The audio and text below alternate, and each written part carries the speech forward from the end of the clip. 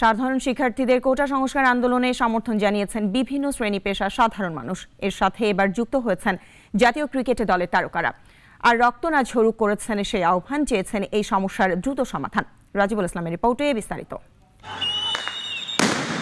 কোটা সংস্কার আন্দোলন নিয়ে ঢাকা বিশ্ববিদ্যালয় থেকে শুরু করে দেশের সকল শিক্ষা প্রতিষ্ঠান উত্তাল। এই আন্দোলনে ঢাকা, চট্টগ্রাম এবং রংপুরে অন্তত 6 জন প্রাণ হারিয়েছে।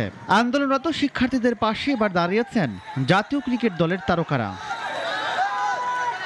শিক্ষার্থীদের পক্ষ নিয়ে রক্তপাত বন্ধে সবার আগে আহ্বান জানিয়েছেন জাতীয় দলের 2 তারকা তাহিদ হৃদয় এবং শরীফুল ইসলাম। হৃদয় লিখেছেন, আর যেন কারো রক্ত না ঝরুক। শরীফুলেরও আহ্বান রক্ত না ঝরার। এই তালিকায় নাম লিখিয়েছেন মুশফিকুর রহিম, তানজিদ হাসান তামিম, আফিফ হোসেন ধ্রুব এবং মেহেদী হাসান মিরাজ।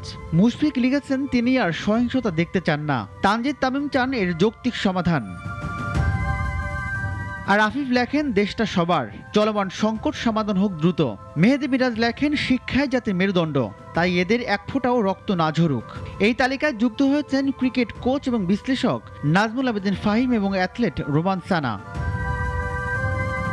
ফাহিম লেখেন, আমরা আবু সাইদের মতো সূর্য সন্তানদের মুক্তিযুদ্ধ এবং মুক্তিযোদ্ধাদের মুখোমুখি করে দিলাম।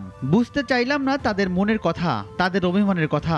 আর রোমান সানা রিয়েল হিরো হিসেবে আখ্যা দেন নিহত আবু সাইদকে। রাজিবুল ইসলাম, নাগরিক, ঢাকা। ওয়ালটন ফ্রিজ কিনে অনেকের মতো আপনিও হয়ে যেতে পারেন মিলেনিয়াল। সেরা পণ্যের সেরা অফার।